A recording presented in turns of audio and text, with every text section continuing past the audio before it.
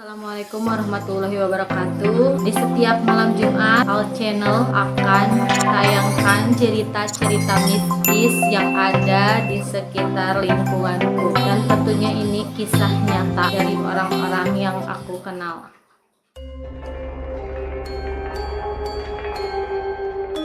Kali ini narasumber dari teman duluku. Dia tidak mau disebutkan nama aslinya, jadi sebut saja namanya Yuli. Pada saat itu Yuli berusia 15 tahun. Dia mengajak 4 temannya bermain ke Gua Kotamane karena keempat temannya itu pengen banget lihat Gua Kotamane itu seperti apa. Karena pengalaman Yuli, dia pernah main ke Gua Kotamane saat dia mencari jejak di salah satu sekolah SD-nya yang lama. Dia mengajak keempat temannya, 1 perempuan dan 3 laki-laki. Sesampainya dia ke depan Gua Kotamane, dia izin ke kuncen di sana masuk ke Gua Kotamane.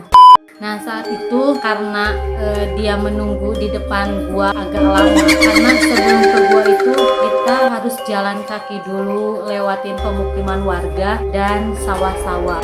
Pas mau naik Gua Kotamanenya, kita itu harus naik ke atas yang ada beberapa tangga. Nah, mereka ngobrol di situ sambil dibukakan pintu Gua Kotamanenya.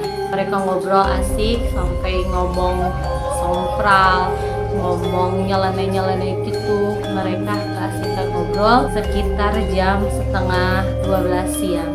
Nah, saat itu mereka sudah diizinkan untuk masuk. Pas masuk itu kita langsung turun ke bawah, lewat-lewatin batu-batu gitu. Mereka itu sambil bilang, awas-awas labu, awas-awas ada genderuwo, awas aya jurig. Ini dia bisa bawa hantu, ini dia. Pokoknya mereka itu ngomong asal banget. Ya awas aya monyet nasi jelema. Pokoknya ngomong yang sembarangan seperti itulah. Kuncennya bilang, hei ari mararane ngomong teh kuat nggak sararompal, tong asal ngaromong teh. Mereka tidak menghiraukan apa-apa, terus aja berbicara sompral. Sampai ke bawah ada air, mereka duduk sambil memainkan air. Di situ temannya Yuli yang perempuan itu udah nggak enak hati nih, karena katanya dia sudah melihat sesuatu. Karena rasa takutnya dia, atau emang temannya Yuli ini melihat sesuatu di dalam gua itu. Karena di atas bukit gua itu ada satu rumah, mereka kesana naik bisa melihat pemandangan yang indah gunung Gua Kotamanenya. Mereka berjalan tanpa membawa pembekalan apapun, gak bawa makanan, cuma bawa minum seadanya. Mereka berjalan terus dan sampailah ke bukit itu sekitar jam 2 siang. Mereka ngobrol. Yang temen Yuli yang perempuan itu, mereka memisahkan diri. Mojoklah tuh sama pacarnya. Yuli dan kedua teman prianya sambil ngobrol-ngobrol karena waktu dulu tidak ada HP secanggih sekarang, cuman HP cinit-nit. Dan saat itu Yuli lari. Yul, orang nempo awewe. Gimana? Kata Yuli. Orang nempo awewe di situ di gigiran imah, karena kan di atas itu rumahnya sudah tidak terawat dan kosong gitu. Yang benar kata Yuli dan teman-temannya. Iya, ayo orang ke bawah. Bentar atuh kan masih asik, katanya enak kan, karena kan di atas gunung itu anginnya sembeliwir, jadi asik lah ya buat nyantai, buat ngadem itu asik banget. Sekitar jam setengah 4 setelah asar mereka turun. Mereka itu tidak menemukan jalan sampai 5 kali balik dari atas ke bawah, dari atas ke bawah. Mereka tidak menemukan jalan keluar gunung Gua Kotamane itu. Temennya yang cewek itu, dia itu saat berjalan merasa dibuntuti terus, merasa dibuntuti.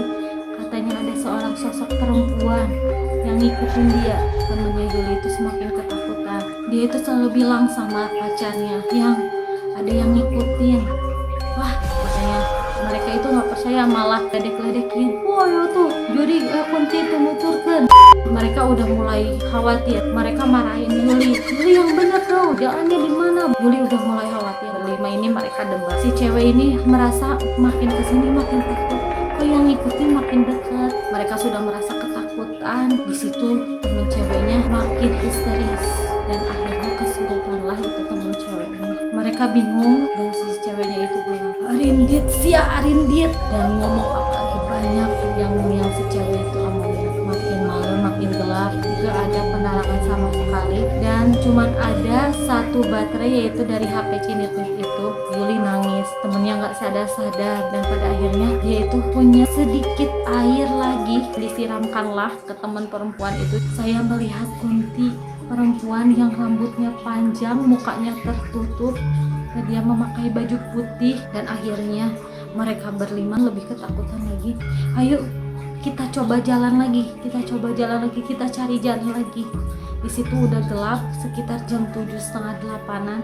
Mereka kelaparan, mereka kehausan, mereka kebingungan, dan akhirnya mereka terus aja berjalan, dan mereka ketemu kuburan yang enggak terlalu banyak. Mereka ketemu di situ, temen Yuli yang kesurupan itu menjerit, mereka ketakutan karena lihat makam tersebut, dan di situ ada mata merah menghampiri mereka, dan mereka pun lari ketakutan sampai ke tengah-tengah hutan. Mereka masih belum menemukan jalan.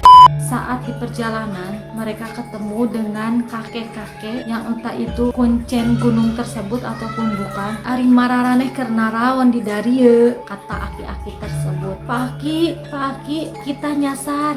Orang-orang teh nyasar, Pak Aki terang teh jalan keluarna di mana. Ari sia teh saladar teh geus teuting ieu teh arek niangan jalan di mana. Pak Aki, bumi Pak Aki di mana? Hoyong eueut. Pak Akinya mengajak ke rumahnya yang ada di tengah hutan. Dan pada saat mereka bolak-balik cari jalan, mereka nggak nemu itu rumah. Tapi saat ada Bapak Aki itu, mereka ada ngelihat rumah gubuk dari bilik. Kata Pak Aki, di dia mah eueuh kadaharan, di sini mah nggak ada makanan, cuman aya cai teh hungkul. Mereka minum. Ari sia ngararomong tetong sararompral, cek Pak Aki gitu. Komo deui di gunung geus yah, lamun geus indit tong kadarya deui. Pak Aki masuk ke dalam rumahnya. Si cewek itu makin menjerit karena dia ngerasa dibuntuti makhluk halus di belakangnya, sosok perempuan yang terus aja ngikutin dia. Tapi si Pak Aki tidak keluar sama sekali dari gubuknya, tidak keluar. Nah setelah itu teman-temannya Yuli itu bilang, Pak Aki, Yuli dan temannya masuk ke situ. Pak Aki nggak ada, entah kemana. Di situ mereka ketakutan kembali dan mereka lari dari rumah tersebut. Nah temennya Yuli yang laki-laki, dia jatuh kesandung, dan di situ dia itu ngerasa ada yang narik kakinya sampai dia nggak bisa jalan.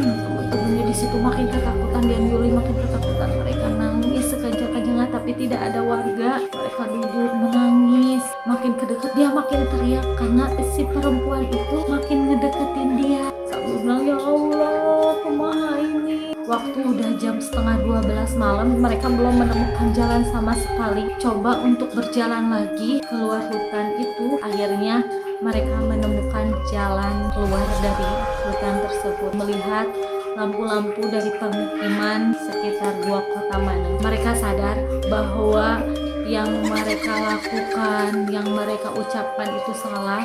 Mungkin makhluk halus yang ada di sekitar hutan itu sudah gak terima. Ada manusia.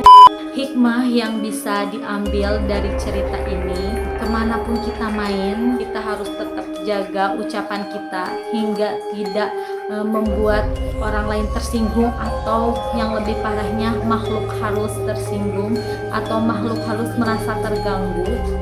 Jadi kalian harus jaga sikap dan ucapan bila sedang bermain ke hutan ataupun tempat-tempat bisnis lainnya. Tunggu kisah mistis lainnya di setiap malam Jumat di Al Channel 02. Dan jangan lupa subscribe Al Channel 02-nya. Kalau menurut kalian cerita ini menarik, bermanfaat, diambil hikmah dari cerita ini, kalian bisa like, subscribe, dan komen di komentar Al Channel 02-nya. Kalian yang mau bercerita atau yang mau cerita kisah mistisnya aku ceritakan di episode-episode kisah mistis selanjutnya, boleh kalian follow dulu Instagram Neng Intan PS ya. Neng Intan PS-nya disatukan. Dan kalian boleh DM kisah-kisah mistis kalian. Dan terima kasih sudah melihat tayanganku. Bye bye. Assalamualaikum warahmatullahi wabarakatuh. Kisah mistis Neng Intan di Al Channel 02.